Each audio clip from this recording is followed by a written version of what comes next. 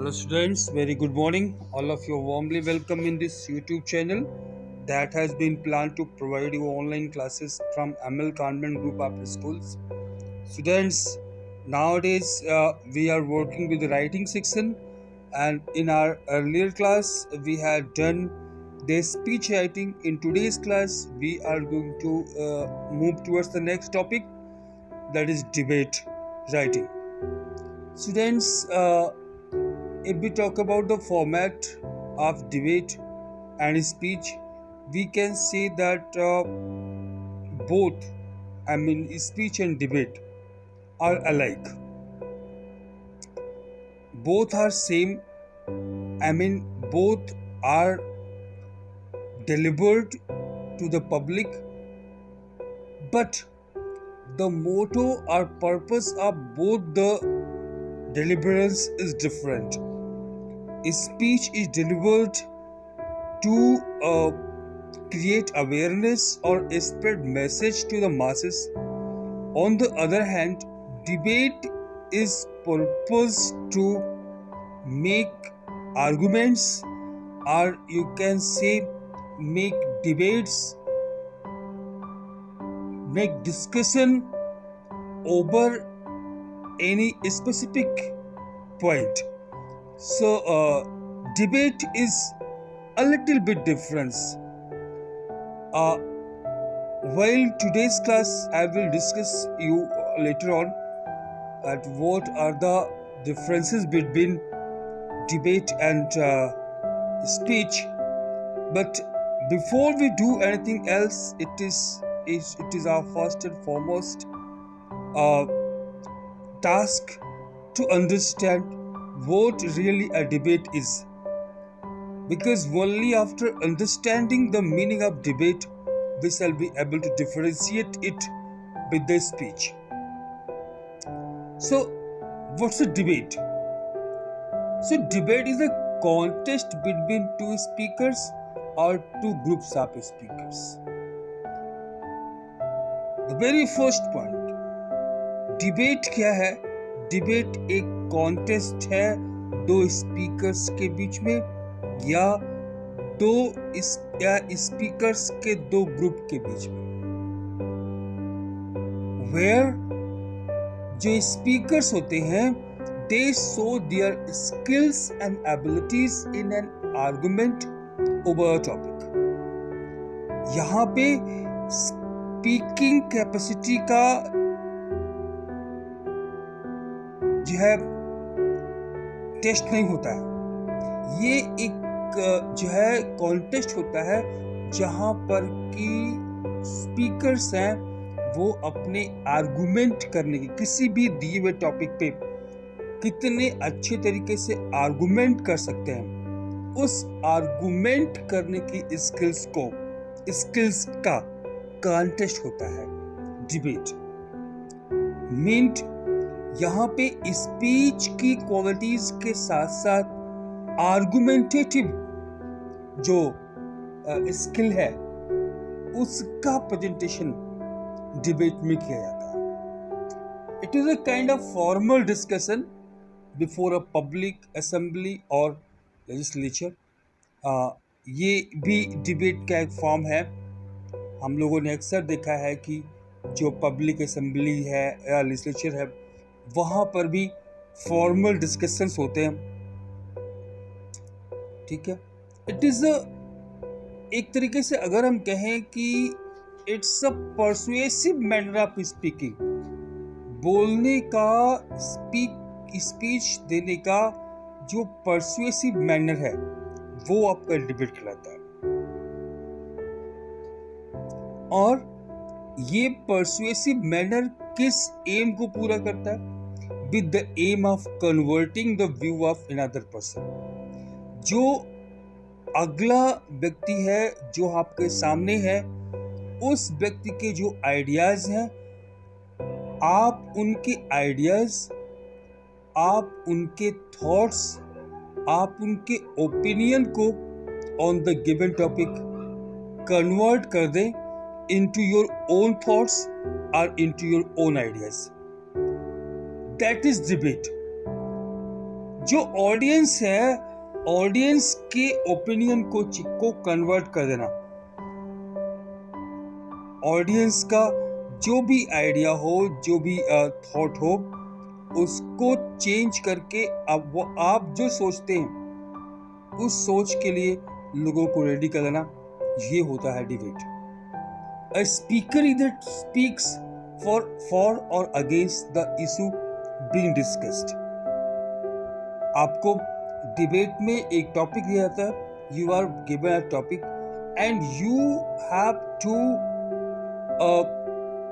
express your opinions, express your thoughts, express your arguments either in the favor or in against the given topic. दिए हुए topic के या तो against या तो फेवर आपको अपना ओपिनियन देना होता है। So students, in this way हम लोगों ने देखा कि एक डिबेट और स्पीच में क्या डिफरेंस है। हम लोगों ने स्पीच के बारे में पिछली क्लास में पढ़ा था कि स्पीच जब हम देते हैं तो स्पीच में हम अगेंस्ट में भी बोलते हैं और फॉर में भी बोलते हैं। हमें दोनों के बीच में एक बैलेंस बनाना होता है स्पीच के माध्यम से, जबकि डिबेट में हमें ऐसा नहीं करना है। डिबेट में या तो हम अगेंस्ट में बोलेंगे या फिर हम फेवर में बोलेंगे। अगर हम फेवर में बोल रहे हैं तो हम फेवर करने के लिए आर्गुमेंट्स देंगे, लॉजिक्स देंगे, अपने पॉइंट को इस तरीके से रखेंगे कि उसके अगेंस्ट हम जो ऑडियंस है उनको कन्विंस कर रहे हैं। इस तरीके से एक्सप्रेस करेंगे कि हम उनको कन्वर्ट कर लेंगे उस चीज के फेवर में और या फिर अगेंस्ट में, जिस भी साइड में बोल रहे हैं। अगर हम अगेंस्ट में बोल रहे हैं तो हम लोगों को उस गिवन टॉपिक का जो इश्यू है उसके अगेंस्ट खड़ा कर देंगे, और अगर हम जो है उसके फेवर में बोल रहे हैं तो हम ऑडियंस को उस टॉपिक मानी उस इशू के फेवर में स्टैंड कर लेंगे। सो ये जो है ये है डिबेट। ओके, और इस तरीके से जो डिबेट है वो स्पीच से डिफरेंट है। यद्यपि बिगिनिंग और जो है डिलिबरेंस दोनों एक ही तरह होता है, फॉर्मेट भी एक तरह है स्पीच और डिबेट का, लेकिन in the core of heart अगर देखा जाए तो दोनों काफी डिफरेंट हैं। यहाँ पर डिबेट में आर्गुमेंट्स को ज्यादा फोकस किया जाता है। Let us proceed to the next point, that is the tips to attempt a question on debate writing. देखिए, जैसे कि हमें पता है, अगर हम ये जो है वीडियो हमने क्लास 12th CBSE एग्जामिनेशंस के जो है 11th और 12th CBSE एग्जामिनेशंस के जो है पर्पस से बनाया हुआ। तो देखिए, आपको कोई भी क्वेश्चन अटेम्प्ट करने के लिए राइटिंग सेक्शन का you are suppose to read the question very carefully and very cautiously, क्योंकि आपके जो मेन पॉइंट है, जो आपका मेन टॉपिक है, वो आपको उसी क्वेश्चन में मिलने वाला है। तो सबसे पहले तो आप you are suppose to read the question very very minutely. Question को बड़े अच्छे से पढ़िए और फिर आप उसमें से टॉपिक देखिए कि आपको किस टॉपिक पे डिबेट लिखना है, और उसके बाद आपके पास 3 ऑप्शन होते हैं। हो सकता है क्वेश्चन में आपको दिया हो कि आप फॉर में बोलें या अगेंस्ट में बोलें। अगर क्वेश्चन में मेंशन है ये पॉइंट कि आपको फॉर में या अगेंस्ट में बोलना है, if it is clearly mentioned and it is directed to you that in which side you have to speak, then there is no question to think over it. आपको favour और against जो question में दिया गया वो बोलना है। लेकिन इन मोस्ट द केसेस ऐसा पाया जाता है बोर्ड एग्जाम में, you have been given an opportunity to decide whether to write in favor or against. Means आपको डिसाइड करना होता है कि आप फेवर में बोलें कि अगेंस्ट में बोलें। और अगर क्वेश्चन में ऐसा कहा गया कि आप या तो फेवर में बोलें या फिर अगेंस्ट में बोलें, तो इन दैट केस ये फर्स्ट एंड फॉरमोस्ट टास्क हो जाता है आपका कि आप डिसाइड करें, टू डिसाइड कि आप किस तरफ बोलना चाह रहे हैं। आप फेवर में बोलने की सोच रहे हैं या फिर अगेंस्ट में बोलने की सोच रहे हैं। The first and the foremost step is to choose a side, whether you want to write for or against, or I mean in favor or in against the motion. Always try to select the side you personally want to support and you have more material information to write on. It is preferable to make a choice during the reading time. Are you clear to me? मतलब ये आपके ऊपर depend करता है। आप by heart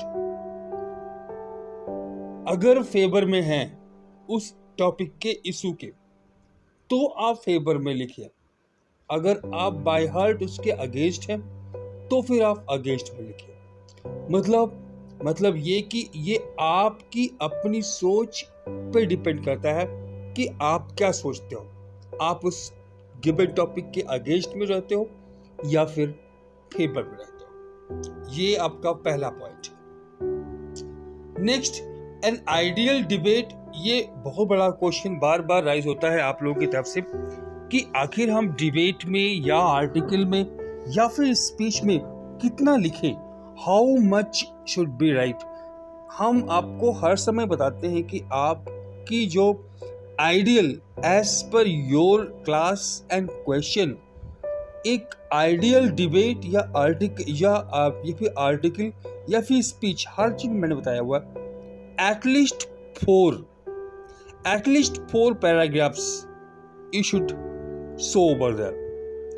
अब वो 4 paragraphs may be you may write in 1.5 pages or you may go beyond 1.5 pages up to 2 pages, लेकिन 2 pages से ज़्यादा नहीं होना चाहिए, क्योंकि अगर if you exceed the 2 pages in that condition, आप जो है other questions के साथ के टाइम के साथ आप जो है डिस्टर्ब हो जाएंगे एंड आप अदर क्वेश्चंस सही से रिस्पॉन्ड नहीं कर पाएंगे। इसलिए 2 पेजेस से ज़्यादा आप कतई मत चाहिए। ये जो 4 मैं whatever 4 paragraphs I am giving you, ये 4 paragraphs matter of fact 4 points होते हैं जिन्हें कि हमें एक डिबेट में या एक स्पीच में देना होता है। कौन कौन से हैं वो? इंट्रोडक्शन और solution first, second is the problem, third is solution and fourth one is conclusion. ये 4 पैराग्राफ्स आपको मेंशन करने हैं। ओके, आई मीन ये पैराग्राफ्स, ये हेडिंग्स मेंशन नहीं करनी, आपको पैराग्राफ्स में इस चीज के बारे में मेंशन करना है। आई मीन फर्स्ट पैराग्राफ में आप टॉपिक को इंट्रोड्यूस करेंगे या फिर ग्रीटिंग्स देंगे। सेकेंड पैराग्राफ में आप जो प्रॉब्लम दिया गया है क्वेश्चन में, उस प्रॉब्लम को एक्सपोज करेंगे। थर्ड पैराग्राफ में आप सॉल्यूशन को लाएंगे and next in the last paragraph आप कंक्लूड कर देंगे।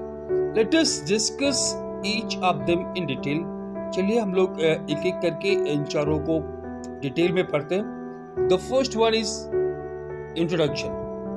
This includes salutation and the topic.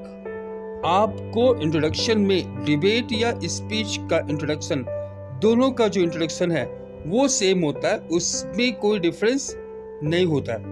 Speech का भी और डिबेट का, in both of this I mean speech and debate you are supposed to give salutation as the introduction आपको। और हाँ, एक चीज और बताना होता है वहां पे कि आपका टॉपिक क्या है, एंड आफ्टर टॉपिक आपको दिखाना होता है, you are to show whether you are going to speak in favour और इन अगेंस्ट द टॉपिक। आप टॉपिक के फेवर में बोल रहे हैं या फिर अगेंस्ट में बोल रहे हैं। यहाँ पे एक एग्जाम्पल हम दे रहे हैं। For example, good morning everyone, esteemed judges, honorable guests, respected teachers, and my fellow students.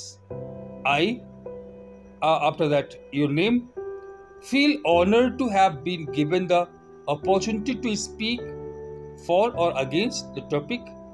अब वहाँ पे टॉपिक का नाम ऐड कर देंगे। ये एक जो है फॉर्मल और बहुत ही वेल नोन जो है वो है, आई मीन इंट्रोडक्शन है, ये सल्यूटेशन है। After that the second part is body और प्रॉब्लम।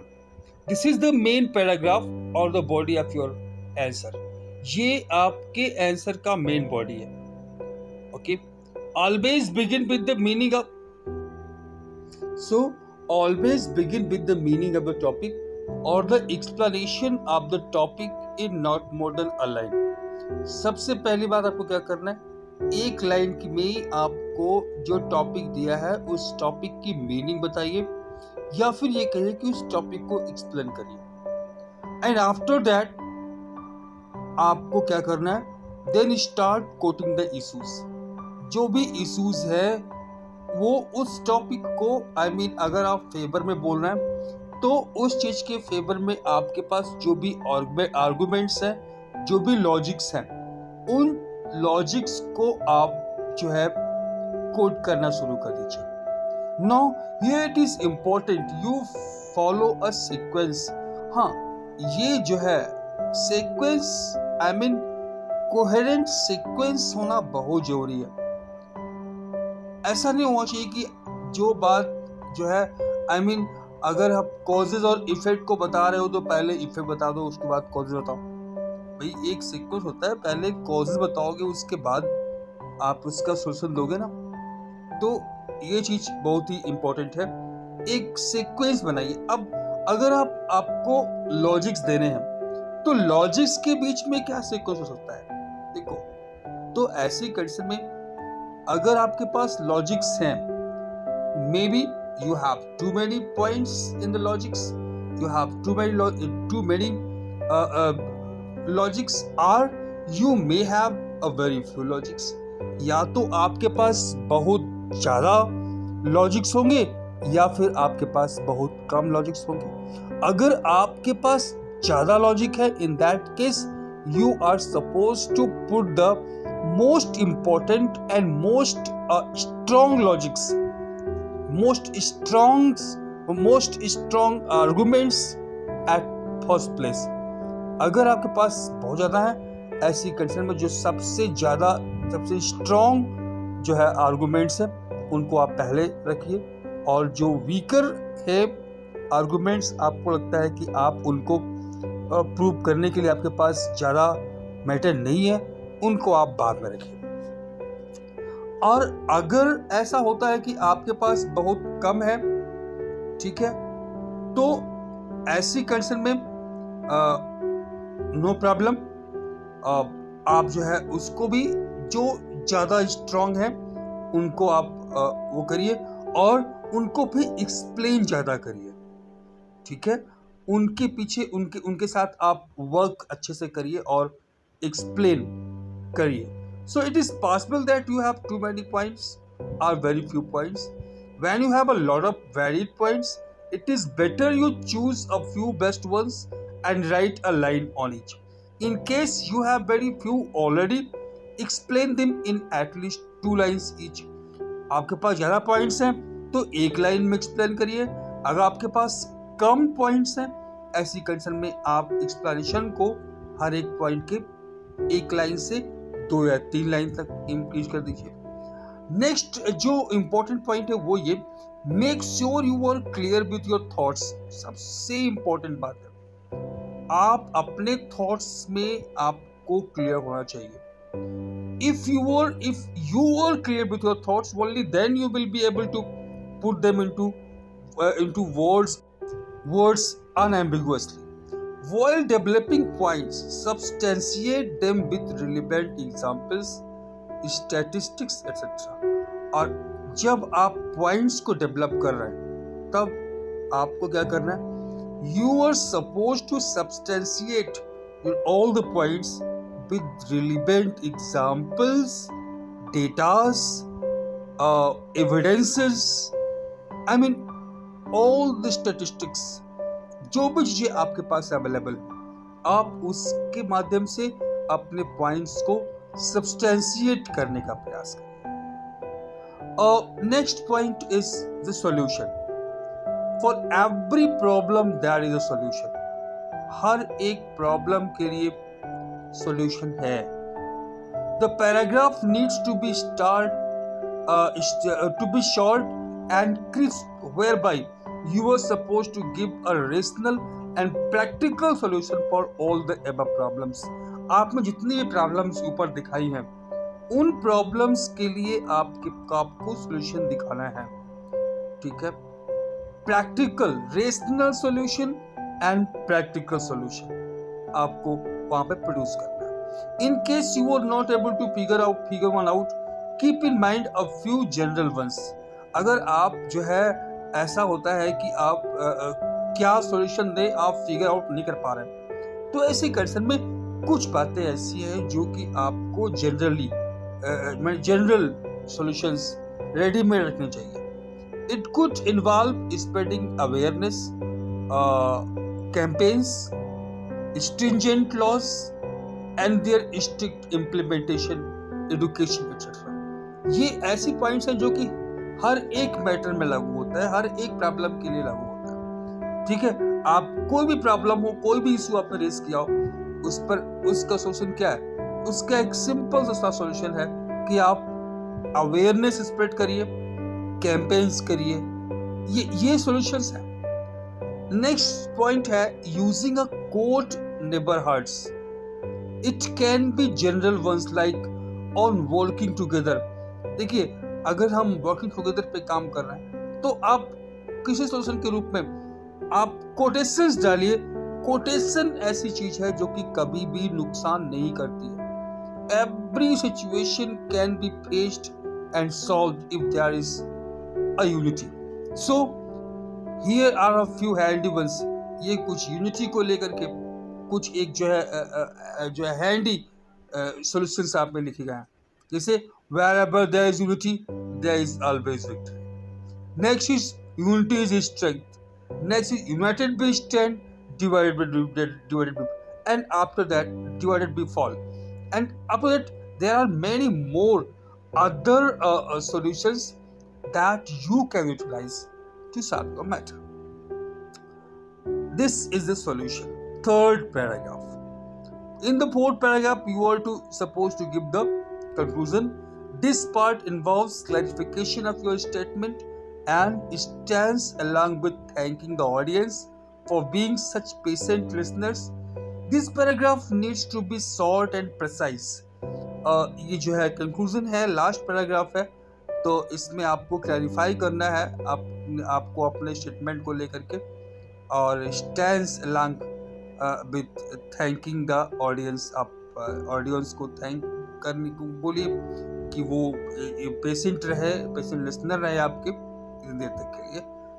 ये पैराग्राफ बड़ा नहीं होना चाहिए, शॉर्ट होना चाहिए और प्रिसाइज होना चाहिए. Here also you could add some glitter to your art piece with some quote like the word impossible itself says I am possible. Okay, इस तरीके से कुछ जो है कोटेशंस आपको रखना चाहिए फॉर द कंक्लूजन आल्सो. आप ढेर सारे ऐसे क्वेश्चंस दिमाग में रखिए, कुछ एक रखिए एटलीस्ट, जिसका कि आप यूज करिए. हर एक स्पीच और डिबेट में आप उनको यूटिलाइज कर सकते हैं. Now let us discuss about marking scheme. Just like speech writing, there is also 1 marks for format, 4 marks for content and 5 marks for expression. In format, you are supposed to give opening address and conclusion. In contents, I have discussed a lot of points. In expression, your expression is again divided into two parts. First is the grammatical accuracy, appropriate words and spellings, that is for 2.5 marks. And another is the coherence and relevance of ideas and style, that's again for 2.5 marks. In total, it is for 10 marks. Now, there are some points that you should do and the others you should not do. Before you begin writing, write down all the points, 1-2 words per point, at the back of your answer sheet, at a rough sheet, so that you do not forget relevant points while writing. This also helps you in maintaining a sequence, which is very important. ये काफी help हो सकता है. Next point is make sure you double check for grammatical accuracy and spellings. They carry marks. Okay, so आप कई बार grammatical accuracy और spellings को check कर लीजिए. Use argumentative style and logical reasoning. आपको आर्गुमेंटेटिव स्टाइल में लिखना है और लॉजिकल रीजनिंग देना है. Throughout the debate stick to your viewpoint either in favour और अगेंस्ट. पूरे के पूरे जो है डिबेट में आप अपने व्यू पॉइंट से स्टिक रहिए. आप चाहे फेवर में हो या अगेंस्ट में हो, लेकिन आप अपने व्यू पॉइंट से स्टिक रहिए. Include rhetorical questions which make your opponents consider the validity of your point while it undermines their point, and leave an adequate number of lines between paragraphs to make it look clean. Underlining the main points, ये बहुत important है. जो main points है उनको underline करिए, highlight करिए, that is very important. हाँ, लेकिन ऐसा नहीं कि आप जो लिख रहे हैं तब पहले आप एग्जाम को फिनिश कर लीजिए और फिर अगर टाइम बचता है तो पेंसिल और स्केल के माध्यम से आप अंडरलाइन कर दीजिए. Always have a few general quotes in handy. They help in presentation and shows that you are prepared. मैंने आपसे पहले भी कहा कि कुछ एक कोटेशंस ऐसे होते हैं जो कि मल्टीपर्पज होते हैं, उनको आप कहीं भी यूटिलाइज कर सकते हो, तो आप उनको हैंडी रखिए. Presentation is very important. Read a lot of debates to get an idea.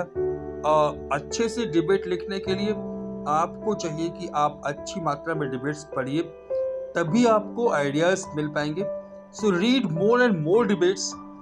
Have information about all the major environmental, political, social issues that have taken place during the entire year. आपको ये करना है कि आप जो है information रखिए जो मेजर इन्वायरमेंटल और पॉलिटिकल सोशल इश्यूज हैं इस समय के पूरे साल के, उनको अपने दिमाग में रखिए. आपको क्या नहीं करना, what you are not supposed to do. Never mention any of your personal details like name, school name और address. पूरे क्वेश्चन में आपको कहीं पर भी अपने स्कूल का नाम या फिर अपना नाम या एड्रेस नहीं मेंशन करना है. Never write in one go. Make sure you follow the right formal and make paragraphs. हाँ, पैराग्राफ्स बनाना बहुत जरूरी है. ऐसा नहीं कि आपने एक पैराग्राफ शुरू किया बिगिनिंग में और उसी पैराग्राफ को आप कंटिन्यू कर रहे हो पूरे आंसर में. Don't do this. और एक बात और, स्लैंग्स या शॉर्ट फॉर्म्स नॉट अलाउड. किसी भी आंसर में आप शॉर्ट फॉर्म्स या स्लैंग्स यूज मत करिए. Don't write wrong facts. अगर आप फैक्ट्स दे रहे हैं तो आपके फैक्ट्स रॉन्ग होने चाहिए, because wrong facts are going to give a wrong impression for you और इससे आप पेनलाइज हो सकते हैं. Try not to exceed the prescribed word limit. जो प्रेस्क्राइब्ड वर्ड लिमिट है उसको एक्सीड कर मत करिए, क्योंकि अगर आप ऐसा करते हैं तो आप अदर क्वेश्चंस के आंसर को पूरा नहीं कर पाएंगे. So please stick to the word limit. कम भी मत लिखिए, क्योंकि अगर आप कम लिखेंगे तो आप जो है पेनलाइज किए जाएंगे। Do not invest too much time in just this और दैट एट एनीवन। किसी भी एक क्वेश्चन पे बहुत ज्यादा टाइम मत दीजिए। ओके, तो ये कुछ बातें थी। चलिए हम लोग कुछ एक सैंपल क्वेश्चन देख लेते हैं। The first sample question is, you are Mukul or Mahima of ऑब्स पब्लिक स्कूल। ये school has organised a debate on social media and its effect. Prepare your views against or in favour of the notion. सो आप देख सकते हैं यहाँ पर आपके पास जो क्वेश्चन है इसमें आपके ऊपर छोड़ा गया है कि या तो आप फेवर में बोलिए या फिर आप अगेंस्ट बोलिए। हम आपको दोनों फेवर और अगेंस्ट दोनों में इसका सोल्यूशन बता रहे हैं। चलिए, सबसे ऊपर आपने लिखा title, then for the motion, we are all now connected by the internet like neurons in a giant brain. Honourable जजेस, ये देख सकते हैं कितनी बढ़िया से एक जो है कोटेशन यहाँ पे दिया गया। We are all now connected by the internet like neurons in a giant brain. Honorable judges, teachers, and my worthy opponents, thank you for giving me the opportunity to join this debate on the topic social media and its effect. I am Mukul or Mahima, and I would like to speak in favor of the motion. How many people do not have a smile on their faces on finding an old friend on Facebook? Well, social media has removed all the barriers and boundaries to communication by bringing the globe on a single platform. While business opportunities have widened, marketers' reach has broadened. It keeps us updated about everything going on in every nook and corner of the world on a real-time basis. From emergency alerts, announcements, and declarations to knowing how freedom of speech and thus enables everyone to speak their mind.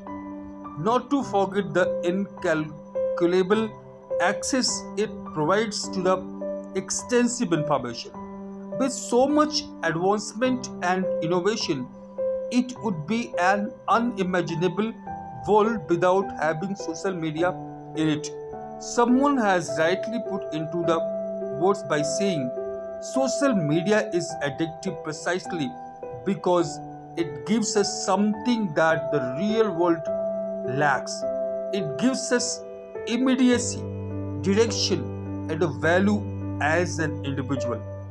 Thank you. Now, it was in the favor, now against the motion. What a world it is, with everyone on their poles all the time, faking the lives and keeping account of their lives. Good morning, ladies and gentlemen. I am Mukul Mahima, and my topic for the day is social media and its effect. I would like to speak against the motion. It has now become doubtful to trust the saying that goes like, technology has developed to save time and make our lives easier, because people have become addicted and unproductive.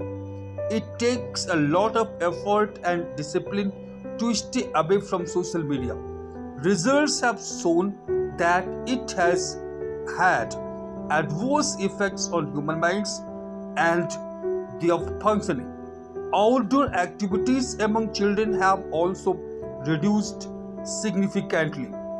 No doubt, it provides access to useful information, but it is hard to ignore the quantum of fake news that spreads like wildfire and the extent of impact it has on society.